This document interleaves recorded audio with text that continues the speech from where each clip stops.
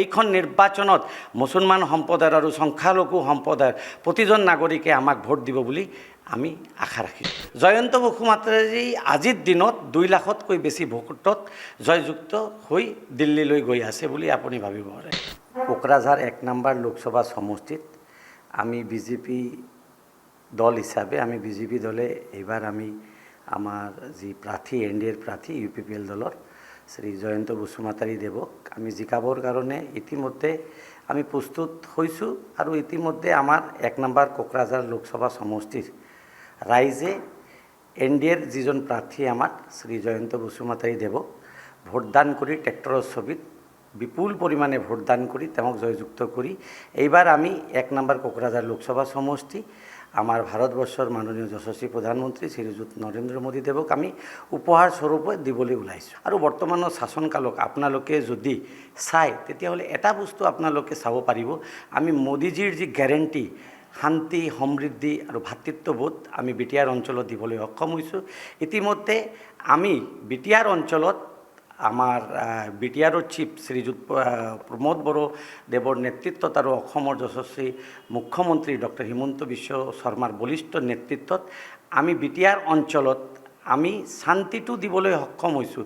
আৰু ৰাইজে গাঁও অঞ্চলৰ ৰাইজ আৰু যিবিলাক জনসাধাৰণ ৰাইজে কি বিচাৰে, ৰাইজে প্ৰথমত শান্তি আৰু নিৰাপত্তাটোৱে বিচাৰে আৰু এইখন দিবলৈ এইখন চৰকাৰে সক্ষম হৈছে বুলি আমি ভাবিছোঁ।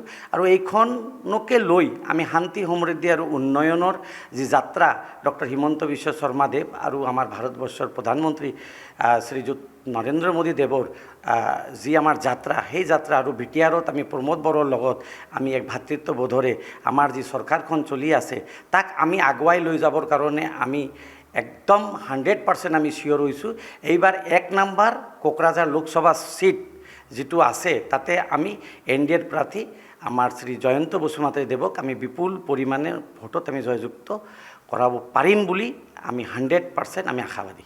মানে এটা তাৰমানে পলিটিকেল এটা টক বুলি আমি তাৰমানে কৈছোঁ, কাৰণ বিভিন্ন ৰাজনৈতিক দলৰ মানুহবিলাকে ৰাজনীতি তাৰমানে কৰিব যাওঁতে ইলেকশ্যনৰ সময়ত সিহঁতে তাৰমানে কিবা না কিবা এটা ইছ্যু বনাব বিচাৰে, কিন্তু একচুৱেলি ইন প্ৰেক্টিকেল কি আছে? ইন প্ৰেক্টিকেল আপুনি চাব অহা দিনবিলাকত এনডিএৰ যিজন আমাৰ প্ৰাৰ্থী শ্ৰী জয়ন্ত বসুমতাৰী দেৱৰ জয় হোৱাৰ লগে লগে আমাৰ যি বৰ্তমানৰ যি সম্বন্ধ আছে সি আৰু অধিক মজবুত হ'ব বুলি আমি ভাবিছোঁ।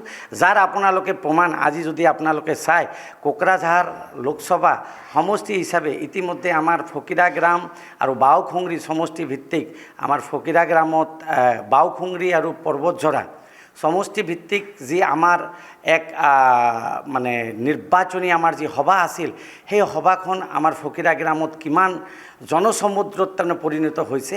আৰু শ্ৰীৰামপুৰত যি আমাৰ দ্বিতীয়খন সভা আছিল তাত ডক্টৰ হিমন্ত বিশ্ব শৰ্মা দেৱৰ মানে নেতৃত্বত যি নিৰ্বাচনী সভা আছিল তাত যি হাৰে আমাৰ মানে জনসমুদ্ৰ আহি উপস্থিত হৈছে, ইয়াতে পৰিগণিত হয় যে ভাৰতীয় জনতা পাৰ্টীৰ নেতৃত্বাধীন এনডিএৰ এইবাৰ যিজন প্ৰাৰ্থী আছে আমি বিপুল পৰিমাণে ভোটত আমি ট্ৰেক্টৰৰ ছবিত জয়যুক্ত কৰিবলৈ সক্ষম হ'ম বুলি আমি আশাবাদী। আমাৰ যি সংখ্যালঘু অধ্যুষিত অঞ্চলত সংখ্যালঘু ৰাইজে ইতিমধ্যে গম পাইছে, অকল মুছলমান সম্প্ৰদায়ৰ বুলি নহয়, সংখ্যালঘু সম্প্ৰদায়ৰ শিখ ইছাই খ্ৰীষ্টিয়ান ধৰ্মাৱলম্বী মানুহ মুছলিম মানুহ ইতিমধ্যে গম পাইছে। কাৰণ বিগত দিন চোৱাত আমাৰ অসম চৰকাৰৰ যি অভিলাষী আঁচনি আছিল বা আমাৰ যি মানে নিয়োগ নীতি আছিল তাতে আপুনি যদি চায় 30%ৰ এভৱ মুছলমান সংখ্যালঘু মানুহে চাকৰি বিনা পইচাত 1 পইচা ঘোচ নিদিয়াকৈ পাবলৈ সক্ষম হৈছে।